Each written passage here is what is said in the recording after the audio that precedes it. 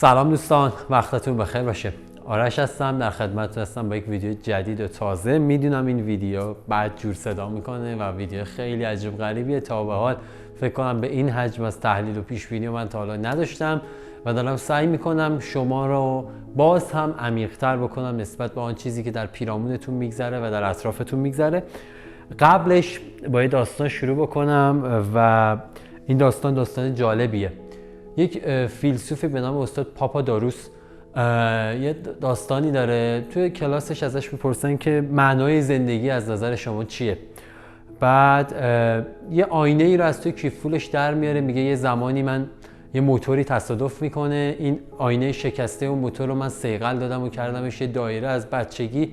هی با این نور رو میتابوندم تو جای مختلف، جای تاریک، نور میخورد به این آینه و اون جای تاریک و نورانی میکرد. بعد گفتن خب این چه ربطی به معنی زندگی داره؟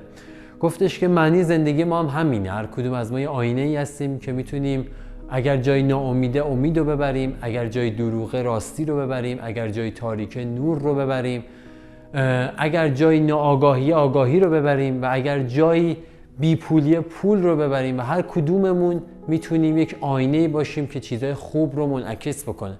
در واقع معنای زندگی انعکاس چیزهای خوبه. تمام تلاش منم تو این کانال یوتیوب، تو پیجم، تمام تلاش دوستان، کلی آدم زحمت میکشه این ویدیو به دست شما برسه. من فقط اینجا حرف میزنم.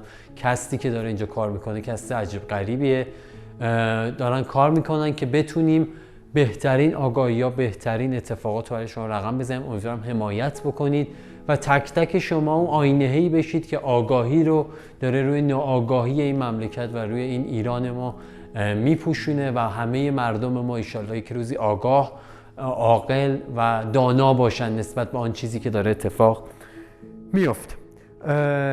و نکته بعدی که خیلی خیلی مهمه، حمایت کنید، سابسکرایب بهتون نره. حتما چنل ما رو برید تمام دوستاتون، هر کیو میبینید تو خیابونم بگید برید این چنل رو سابسکرایب کنید. خیلی مهمه. من هدفم اینه که آگاهی گسترش پیدا کنه. تک تک شما هم سربازای گسترش آگاهی هستید. بریم سراغ ویدیو. اول ویدیو میخوام مجله اکونومیست رو براتون تحلیل بکنم، جلد جدید. همونجوری که میدونید مجله اکونومیست تنها رسانه خانواده راثشایلد، خانواده‌ای که یهودیایی هستن که از شجره لومباردها هستن که جهان رو مدیریت میکنن. این یهودی‌ها تنها رسانه‌ای که باهاش با مردم دنیا حرف میزنن این و یک سری از فیلم‌های هالیوود هستش که کست خاصی داره. حالا بعدها یک ویدیو خواهم ساخت کدوم فیلم‌های هالیوود دقیقاً با سرمایه‌گذاری راثشایلدها ساخته میشه.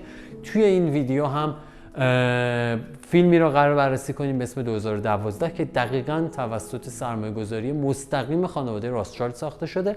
یک سوالی که همیشه از من میشرم جا داره اینجا، چون اسم خانواده راثشایلد آوردم جواب بدم. میگن یهودی‌ها این همه پول از کجا آوردن دادن به حکومت‌ها و اون حکومت‌ها رو مغروض کردن و الان اون حکومت‌ها رو دارن مدیریت میکنن. سکه تقلبی. یهودی‌ها با تقلب دنیا رو گرفتن. یهودی‌ها هیچ سرمایه‌ای نداشتن. زمان قدیم اینا سکه‌های تقلبی چاپ می‌کردن، ولی ضرب می‌کردن و دست حکومت‌ها میدادن.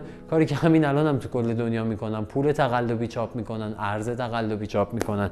الان هم که دیگه ارز مجازی هم اومده دیگه خیلی پروسه راحت تری داره.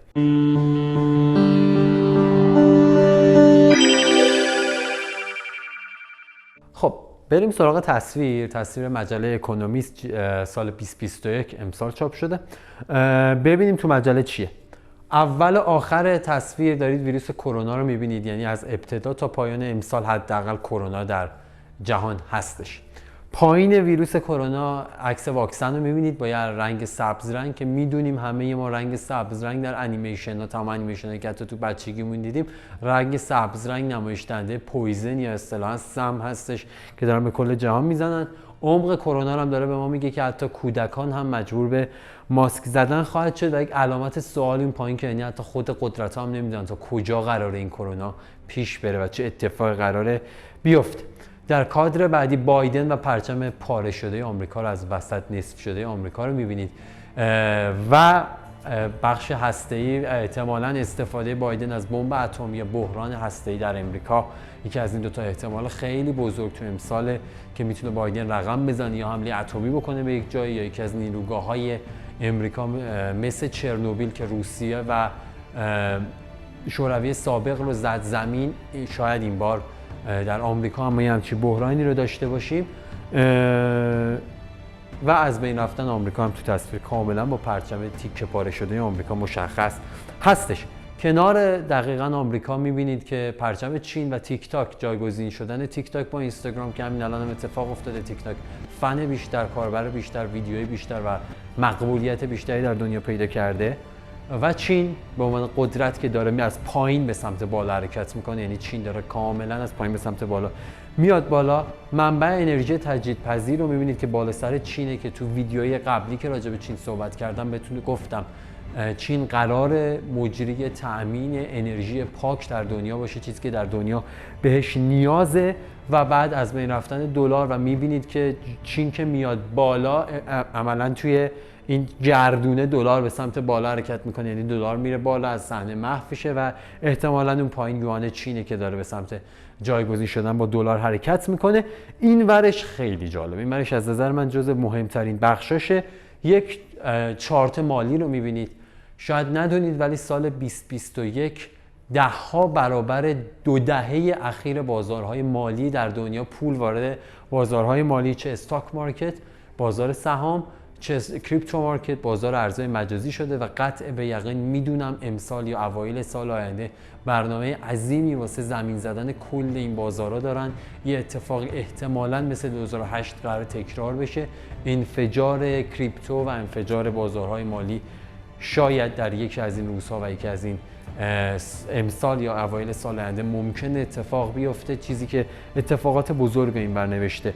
نکته بعدی آتش سوزی جنگل هاست که می‌بینیم کل دنیا، ایران، استرالیا، همه دنیا داره اتفاق میفته آتش سوزی جنگل ها که میدونید معاهده پاریس داره امضا میشه و عملاً الزام و اجبار به کمبود استفاده از سوختهای فسیلیه، چون اگر سوختهای فسیلی در جهان کنترل نشه و گرمای زمین همینجوری بره بالا احتمال داره لندن و شانگهای زیر آب برن و کلا برای همیشه از نقشه روزگار محو بشن. بسیار مهم کنترل گرمایش تو زمین، جزء نکته‌های مهمه.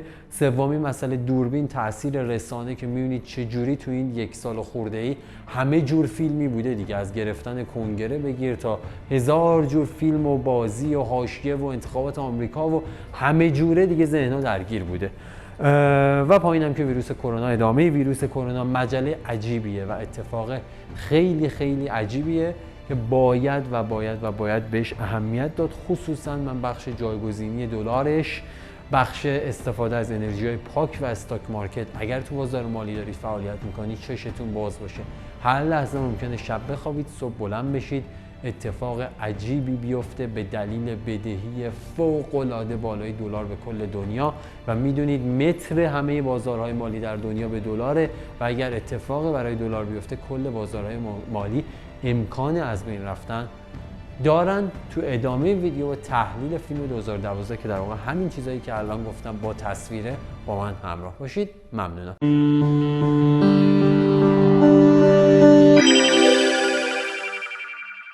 خب دوستان، بریم سراغ فیلم 2012. فیلمی که سال 2012 آمد بیرون، دقیقاً بعد از بحران‌های مالی عجیب و غریب در اتحادیه اروپا و آمریکا که نوید پایان دنیا بود، نوید از بین رفتن دنیا بود. ولی خب این ویدیو بار مفهومیش چیز دیگه بود. کل ویدیو اینو نشون میده که حالا تیکه تیکه بررسی میکنیم، ولی کل ویدیو اینو نشون میده همه کشورهای جهان دارن فرار میکنن به خودشونو برسونن به چین، چون چین یه چیزی ساخته که هر کی اونجا باشه و از اون استفاده بکنه نجات پیدا میکنه، هر کی هم نباشه دنیا نابودش میکنه. در واقع توی فیلم داره نوید تغییر قدرت در دنیا رو به کل دنیا مخابره میکنه، میگه که جایگزین داره میشه این قدرت و حتی توی فیلم میبینید که تمام نمادهای آمریکا، اروپا، آسیا، تمام این نمادها داره از بین میره و همه دارن فرار میکنن سمت چین و چین الگوی بسیار مهمی میشه برای دنیا و دنیا رو نجات میده که حتی تو خود فیلم هم میرسیم بهش. آمریکایی‌ها تعجب میکنن ته فیلم از این همه قدرت چین و میگه که واقعا چین انقدر قدرتمند شده که تازه چینی‌ها اونجا میگن که آره ما انقدر قدرتمند شدیم، چیزی که الان داره اتفاق میفته در کل دنیا. بریم شروع کنیم تیکه تیکه فیلم رو تحلیل کردن. اول اون تیکه‌ای که من میخوام راجع بهش صحبت بکنم پخش میشه و بعد حرفای من زده میشه. suicide adhere to the Mayan calendar, which predicts the end of time to occur on the 21st of December of this year.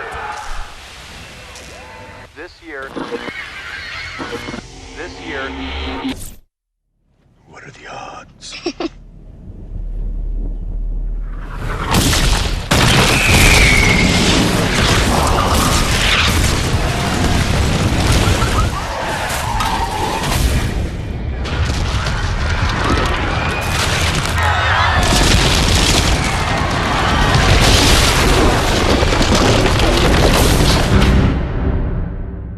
I thought we'd have more time.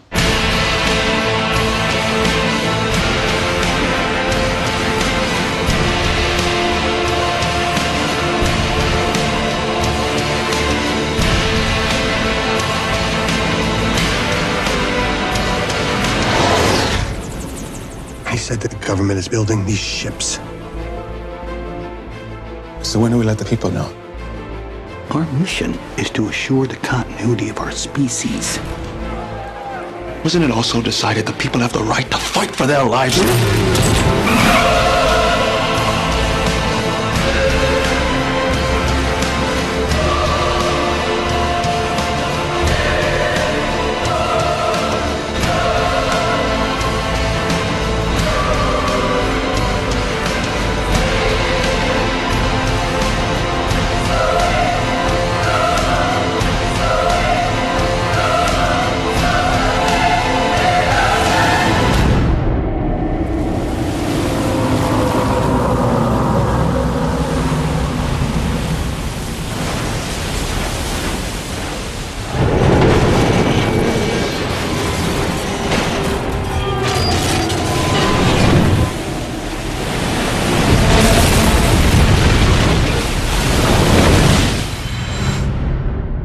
No matter what happens, we'll all stay together.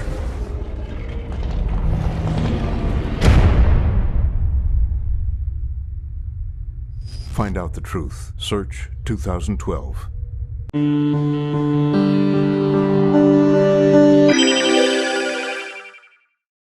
خب بریم سراغ دقیقه 7 از فیلم که تماشاش کردید و دیدیدش.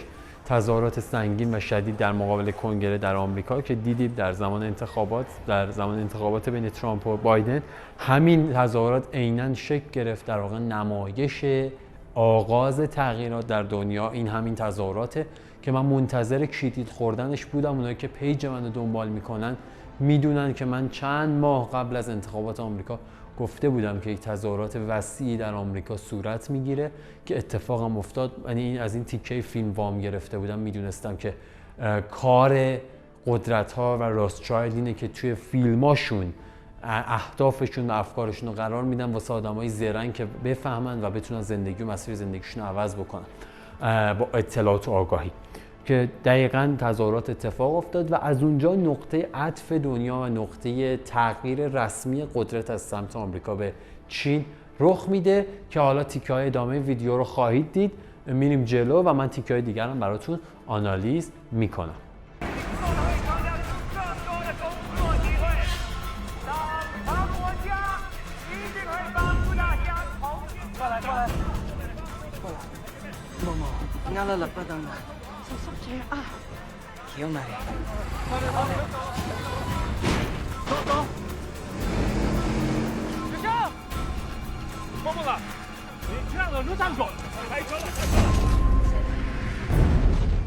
خب همونجوری که تو دقیقه 9 فیلم با هم تماشا کردیم، 9 تا 10 فیلم میبینیم که چین داره بدترین و فقیرترین مردمش در تبت رو هم از بحران اولین کشور خارج میکنه. یعنی کل دنیا تو بحرانن، نمیدونن هنوز چه بلایی داره سر دنیا میاد.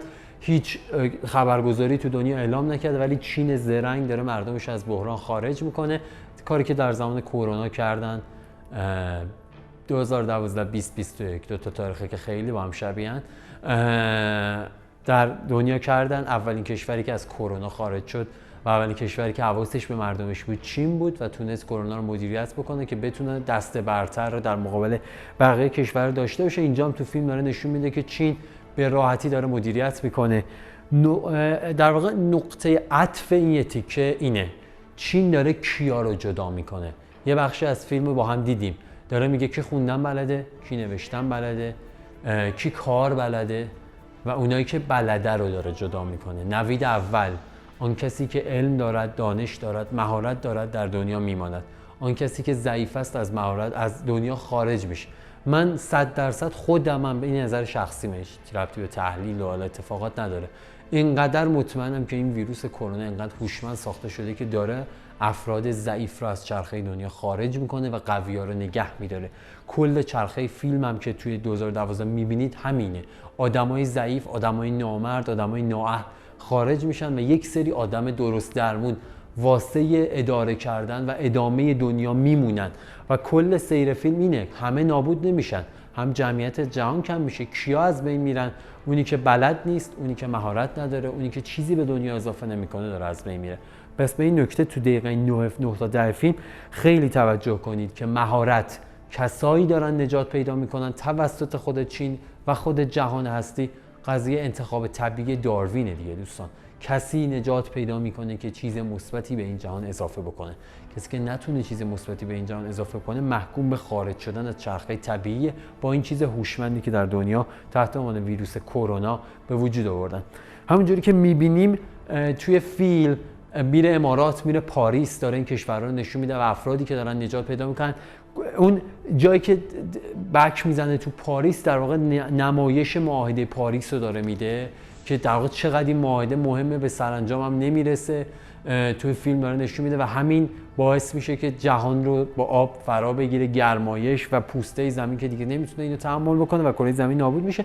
و امارات رو هم داره تحت عنوان عرب‌های پولدار نشون میده که شما یا باید پول داشته باشید یا مهارت یا دانش که بتونید نجات پیدا بکنید.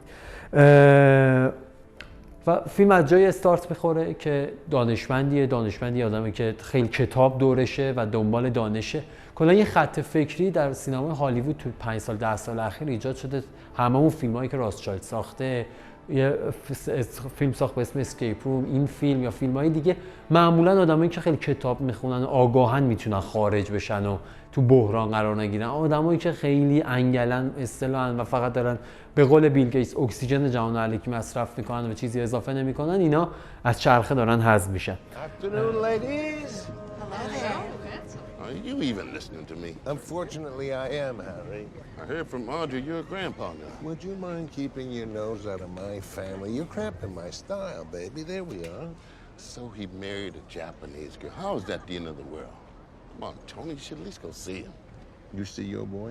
Not as much as I'd like. DC is a long way, but at least we talk. About what? Life. And how short it is.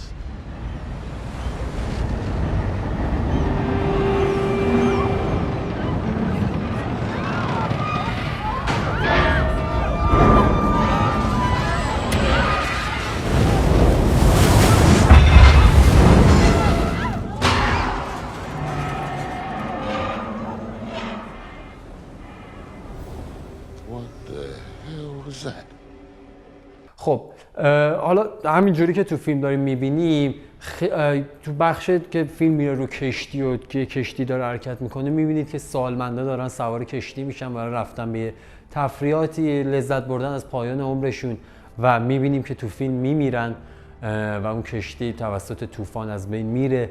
داره به شما نشون میده که اولین قربانیایی که کرونا داره افراد مسن، افراد پیرن که در واقع تو فیلم هم همینه. اولین قربانی این قضیه افراد مسنن، افراد پیرن. حتی یه تیکه از فیلم واقعا تراژیکه، طرف نمیتونه با بچه خودش خدافظی بکنه. داره به ما میگه خیلی تو کرونا این اتفاق افتاد، آدمای مردن که حتی نتونستن با خانواده خودشون خدافظی کنن. اجل بهشون مهلت نداد، بلایی که سر دنیا و سر مردم دنیا آوردن. نکته خیلی جالبش سیاه‌پوست بودن رئیس جمهور آمریکا تو این فیلمه که احتمالاً کامالا هریس میتونه جایگزین بایدن باشه در ادامه و حالا اتفاقاتی که میتونه بر سر بایدن بیاد و احتمالاً کامالا هریسه که قدرت اصلی رو تقدیم به چین میکنه و میبینید که حتی رئیس جمهور آمریکا تو فیلم میبینید که رئیس جمهور آمریکا هم حتی زمانی که داره آمریکا از بین میره و نابود میشه از آمریکا بیرون نمیاد، میگه من اینجا میمیرم ولی بیرون نمیام و معاون اولش از اینجا خارج میشه که احتمالاً خود کامالا هریس. نکته بعدی که خیلی وجود داره تو فیلم مردم در بیخبری کاملن. بارها دانشمندی که تو فیلمه داره به مقامات میگه آقا من این قضیه رو پیدا کردم، برید به مردم بگید، حداقل مردم تایم داشته باشن از خانواده هاشون. رئیس جمهور آمریکا اونجا میگه با مردم تایم داشته باشن از خانواده هاشون خداحافظی کنن، ولی تا جایی که دیگه همه دنیا داره نابود میشه به مردم نمیگن و میبینید که توی فیلم چرخه ادامه داره و مردم دونه دونه تلف میشن و تازه میفهمن چه اتفاقاتی افتاده. بطن اول فیلم کلاً اشارش به ضعیف شدن آمریکاست با تظاهرات، تزلزل تو بحث ریاست جمهوری که رئیس جمهور نمیتونه درست تصمیم بگیره، چند پارگی آمریکا رو عملاً توی فیلم داره به خوبی نشون میده. اینکه مردم از چیزی که داره اتفاق میفته آگاه نیستن و شاید چند ده ساله که مردم فکر میکنن اینجا دموکراسی و از هر چیزی آگاهن ولی آگاه نیستن. بطن اول فیلم کلاً با تزلزل و سست بودن آمریکا داره پیش میره و بطن عجیبیه و بخش عجیبی که همین الان ما اینو تو آمریکا داریم میبینیم دیگه. عملا تزلزل قدرت در آمریکا بسیار شعله‌ور، دلار در استقراض خیلی شدیده که حالا ادامه ویدیو بهش اشاره خواهم کرد.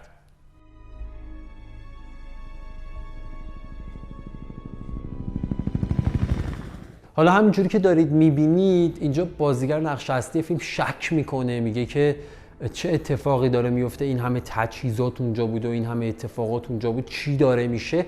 میره توی مپ شروع میکنه سرچ کردن و اینا. اینجا داره به شما یه وایبی میده که انسان آگاه وقتی شک میکنه تحقیق کنه میتونه جون خودش رو نجات بده از مهلکه فرار کنه. ولی شما تو آگاهی مطلق ببینی وای دنبال اخبار منفی نمیرم ندونم چی میشه، عملا میتونه خیر خودت رو بچسبه. یعنی باید ببینی که اطراف چه اتفاقی میفته. داره نشون میده که انسان آگاه باید شک بکنه، باید عمل بکنه، باید تکون بده به خودش. خب و دیگه میرسیم از دقیقه 32 فیلم تا 61 که این تیکه فیلم رو از 32 تا 61 رو ببینیم با هم دیگه. بعد من براتون کاملا شرح میدم که چه اتفاق عجیب و غریبی میتونه بیفته و کامل توضیح میدم که اصلا البته خودش خیلی گویاست.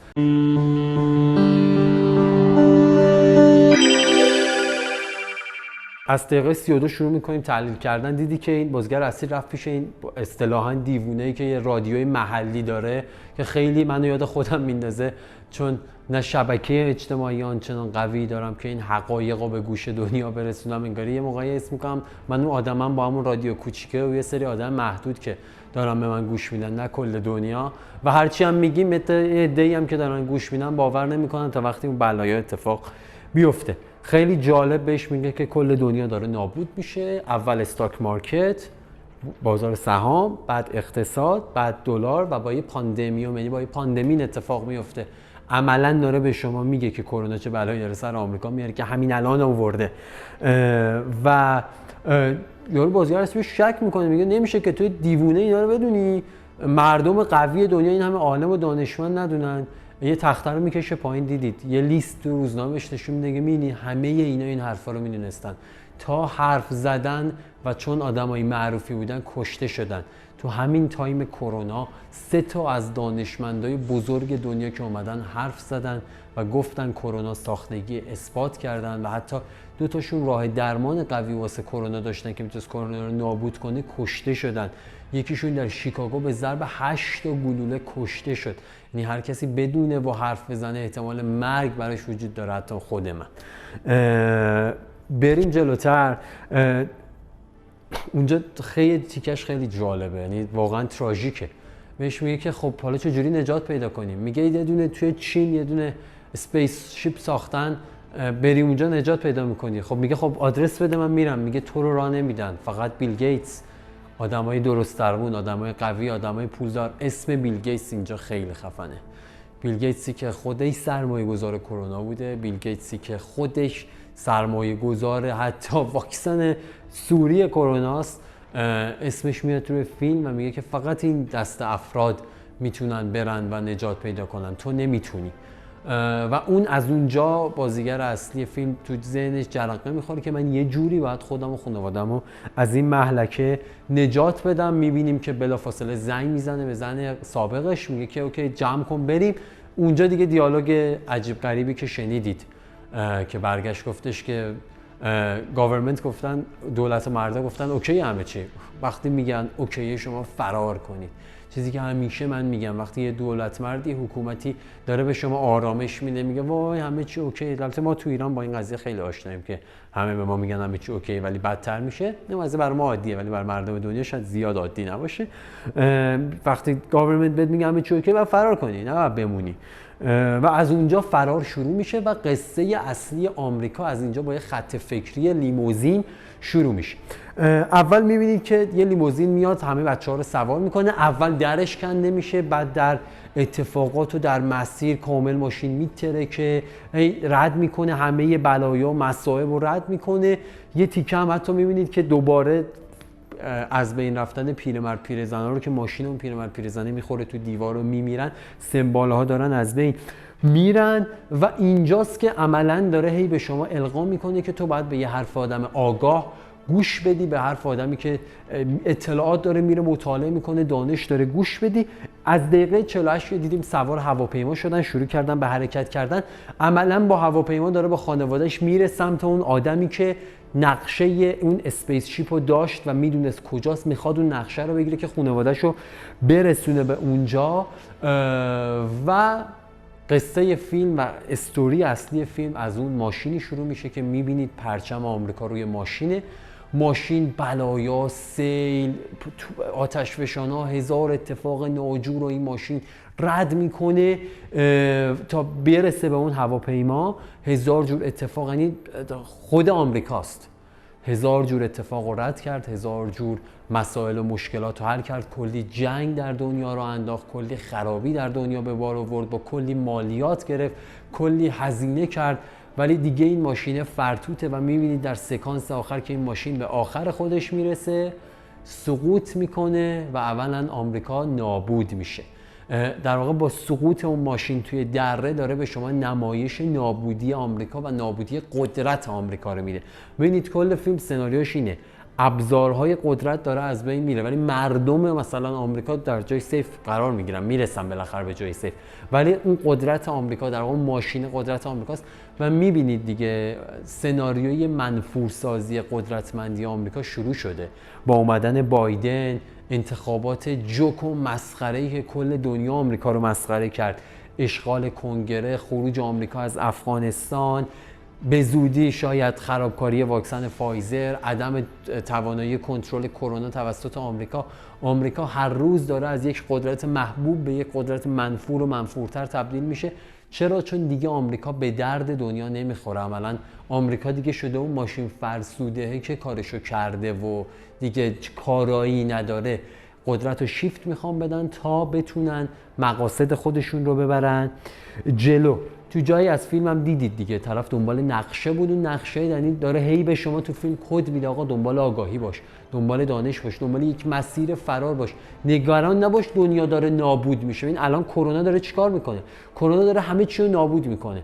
اقتصاد داره، با این اقتصاد خراب همه دنیا تو فشارن. عملا داره به تو میگه بابا تو آگاه باشی، تو دنبال علم و دانش باشی، دنبال تلاش کردن و عمل کردن باشی، تو نجات پیدا میکنی.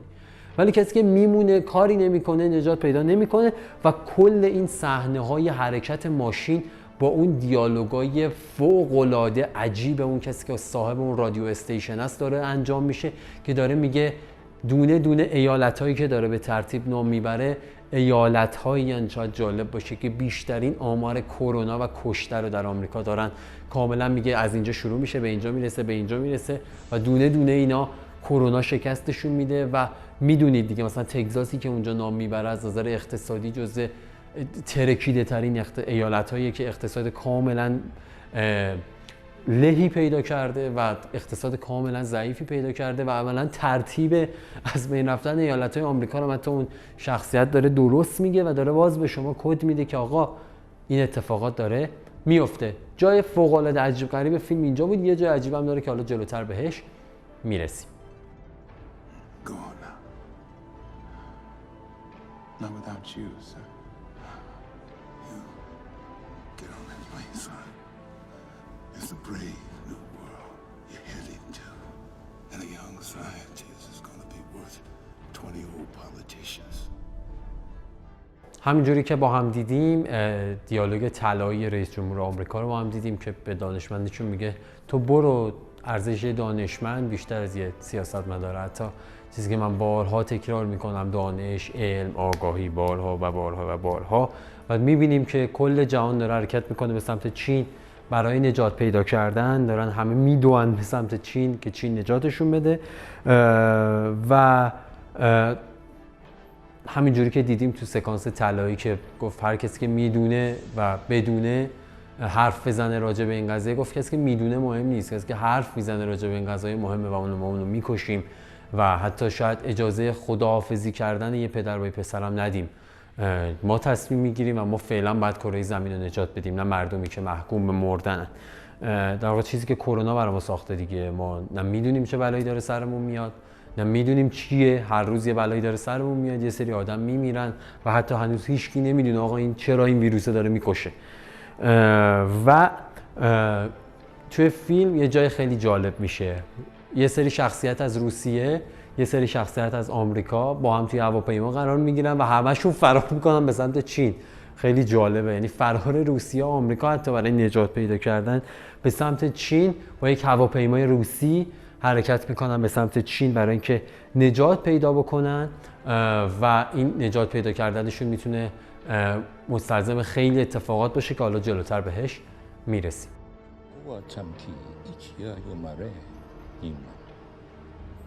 前几年出车嘞，怎么说？去出手术了，得看check药嘞。前几期上个南去，something di用去那，不切就来看来讲去头。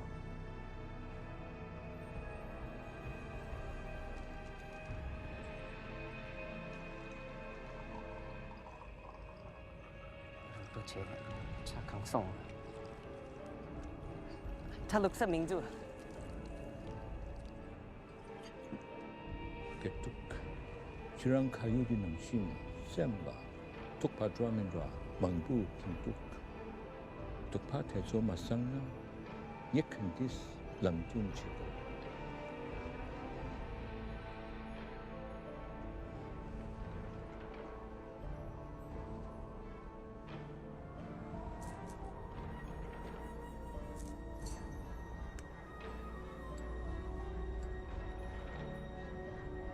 섭섭히당 대참참 큐음슈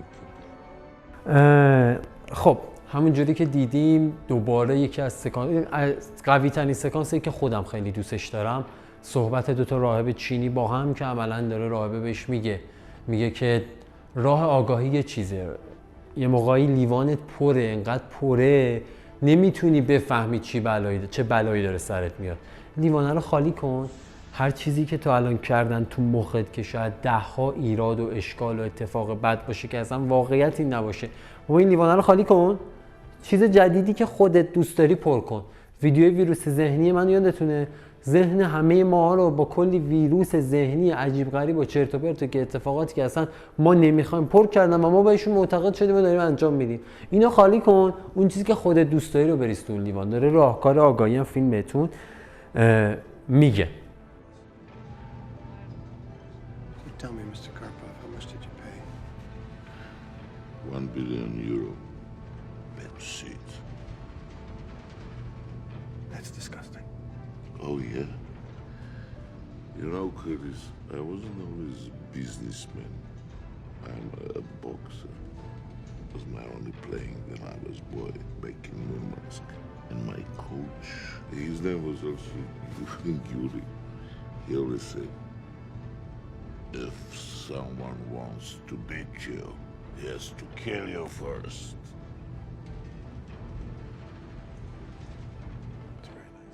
همونجوری که دیدیم تو سکانسی که اتفاق افتاد، یکی از تراژیک ترین سکانس ها بود. باز دوباره که از روسیه پرسید چقدر دادی بابت هر صندلی که جون خودت رو نجات بدی؟ گفت بابت هر صندلی $1 بیلیون، $1 بیلیون یورو پول دادم. الان داره بهتون میگه که یکی از راهی نجات پیدا کردنتون پول. الان روبرو کرونا هم همین.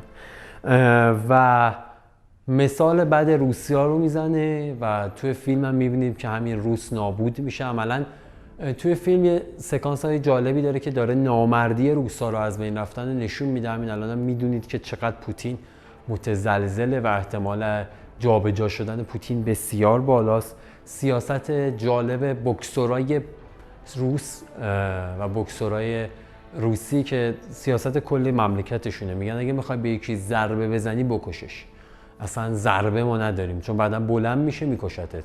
سیاست نامردی روساست دیگه. ضرب المثل دارن آمریکایی‌ها میگن شاید ما حرومزاده باشیم ولی روسا نامردن و نامردی رو نمیشه باش کاری کرد. و عملا تو این فیلم داره نشون میده که چجوری روسه نامرده، حتی دوست دختر خودش رو نجات نمیده، حتی فقط به بچه خودش فکر میکنه ولی آخرام خودش نجات پیدا نمیکنه و توی فیلم میبینیم که میمیره. و این کلیت کار. بریم جلوتر. تو کل فیلم میبینیم که یک جریانی شکل گرفتش که قدرت آمریکا، اول نمادهای آمریکا، مجسمه‌های آمریکا، کنگره آمریکا، کاخ ریاست جمهوری آمریکا و بعد فیلم میره تو ایتالیا، کلیسای ایتالیا میدونید دیگه، کلیسای مسیحیای ایتالیا جزء نمادهای تمدن اروپا است. یعنی اصلا میگن ما اروپامون به این متمدنه و اون نابود میشه. نمادهای قدرت آمریکا دارن نابود میشن. این نمادها نشان دهنده قدرت آمریکا و خود اروپاست که داره از بین میره. و بعد اون سکانس تراژیک کشتی که افراد مسن توش کشتی چپ میکنه و میمیرن و بعد هم این کشتی و آوارش میاد به سمت آمریکا و آمریکا هم با اون آب از بین میبره و عملا انگاری شست برد قدرت آمریکا رو. اون آبه که حرکت میکنه میاد رو اون کاخ و میاد روی اون برجای آمریکا، عملا انگاری قدرت آمریکا رو میشوره و میبره. و جالبیش سکانس عجیب و غریب بنتلیه که توی هواپیما رخ میده که سوار این روسا و آمریکایی سوار یک ماشین میشن و بنتلیه نجاتشون میده و دست پشت پرده انگلیس تو کل این قضایا رو اون بنتلیه داره به شما نشون میده. بنتلی کمپانی بریتانیایی که با صدای روسا اکتیو میشه، یه دفعه لوگوش میاد بالا و عملا نشون میده که اوکی کل این پشت پرده‌ای که داره اتفاق میفته توسط لندن داره رقم میخوره و میدونید که اصلا کل اتفاقات و قدرت گرفتن چین هم توسط حاکمان و قدرتمندان لندن صورت گرفت. و اینجا توی سکانسی که دیدیم اینجا دیدیم که دیگه عملا روسیه و چین به زانو در اومدن. اون هواپیمای روسی که روسا رو اوورد رسون به اون دره‌ای که هواپیما توش تیک آف کرد و نشست، دیدیم که اونجا هواپیما رفت به قعر دره و عملا اون هم نماد قدرت روسیه بود که قدرت روسیه هم از بین میره و وارد سکانس عجیب غریب داستان میشیم که چینیا، آمریکاییایی و روسیایی که بدبخت افتادن وسط دره رو میبینن، با هلیکوپتر میان سمتشون، روسا رو به راحتی نجات میدن. اولا نماد روسیه و مردم روسیه که اون دوتا بچه و پدر هستن رو نشون میده و بازم تو اون سکانس نامردی اون مرد روسی رو داریم میبینیم. نجات میده و میبرن تو هواپیما، میگن تو که you have a green card، تو کارت سبز داری میتونی بیای به راحتی توی فرودگاه.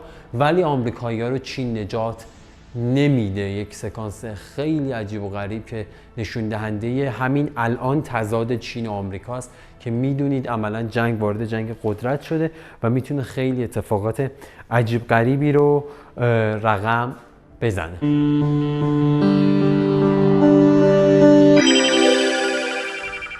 خب میرسیم به سکانس عجیبی که آمریکاییه. بهتون گفتم آمریکایی تعجب میکنه، میگه یا خدا چین همه قدرت و تجهیزات داره ما نمیدونستیم. اونجا بهشون میگه آره تازه خیلی بیشتر هم از این هم هست و عملا قدرت چین رو داره اینجا به رخ میکشه. و سکانس تراژیک فیلم، دانشمند هندی که بیچاره اون فهمیده بود چه بلایی داره به سر دنیا میاد، که همینجوری هم که میدونید چند تا دکتر و پزشک هندی توی دنیا پی به بلای اصلی کرونا بردن و پی بردن که کرونا چه بلایی داره به سر مردم میاره ولی هنوز صداش در نیومده و اصلا این ویروس چیه و چیکار داره میکنه، که داره عملا نمادسازی اونو میکنه و میبینید که تو اون سکانس دریا میاد و اونو از بین میبره و اون دانشمندی که از آمریکا باش در ارتباطه میگه بابا این کشف کرده بود، این میدونه چه بلایی داره سر ما میاد، اینم کشتید. و بهش میگن که همه قرار نیست نجات پیدا بکنن، حتی اون کسی هم که فهمیده رو ممکنه این اتفاق بکشه. و حتی دیدیم دیگه دانشمندی هم که حتی کرونا رو کشف کرد برای اولین بار، چینی هم مرد. بریم جلوتر. سکانس التماس آمریکایی‌ها از چینی‌ها که سکانس عجیب غریبیه و عملاً به زانو در میاد توی این سکانس آمریکا، که می‌بینید آمریکایی‌ها رو با یه ماشین خیلی محقر و عجیب غریب میبرن سمت اون کشتیه و بعد یه راهبی اونجا نجاتشون میده و بعد آمریکایی‌ها رو نمیخوان ببرن توی اون کشتی که قراره نجات بده این افرادو و بهشون میگه که ما شما رو نجات نمیدیم و میبینید تو اون سکانس به چه التماسی میفته اون زن آمریکایی که چینی‌ها نجاتشون بده و بالاخره از در پشتی تازه اونم نجات پیدا میکنن و تازه کلی سختی میکشن، آب میاد روشون، مرگ و به چش خودشون میبینن تا بتونن نجات پیدا بکنن. و سکانس عجیبی که اون روس نامردم از بین میره، عملاً با اون سکانس نشون دهنده هم از بین رفتن قدرت روسیه، هم از بین رفتن نامردی که روسیه چند ده سال داره به کل دنیا میکنه رو داره به شما نشون میده. و بعد هم سکانسی که حتی چین اونجا نشون میده ما به خودمونم رحم نمی کنیم، سکانسی که آب میاد و اون عبادتگاه چینی ها رو از بین میبره که در واقع نماد سنت های چینه که میدونید شی جین پینگ عملاً به جد نشسته برای اینکه سنت های چینی ها از بین ببره و عملاً سنت هایی که خودش تو ذهن خودش داره رو توی چین جا بندازه.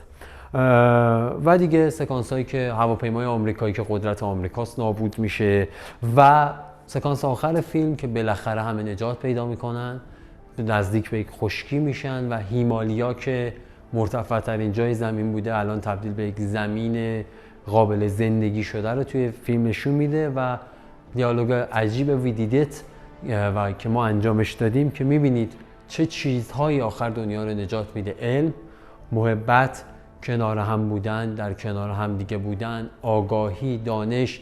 این چیزیه که ما رو نجات میده، چیزی که من همیشه به همه میگم: کنار هم دیگه باشیم، به هم دیگه رحم بکنیم، به هم دیگه کمک بکنیم، دنبال علم و دانش و آگاهی باشیم.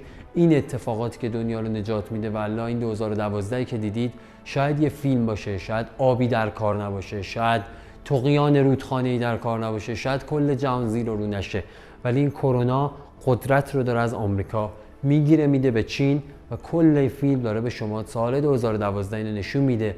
و میدونید اولین اتفاقی که جهانی سازی یوان چین بوده و تبدیل شدنش و استارت جایگزینی یوان با دلار دقیقاً سال 2012 با کنفرانسی که اتفاق افتاده زده شده و عملاً پایان دلار از سال 2012 بوده و این فیلم به خاطر همین اون سال اومد بیرون که کد بده به افراد آگاه که آقا این اتفاقات در جهان داره میفته، به فکر باشید و تدابیر براش بیاندیشید. اون کسی که میفهمید این فیلم داره چی میگه.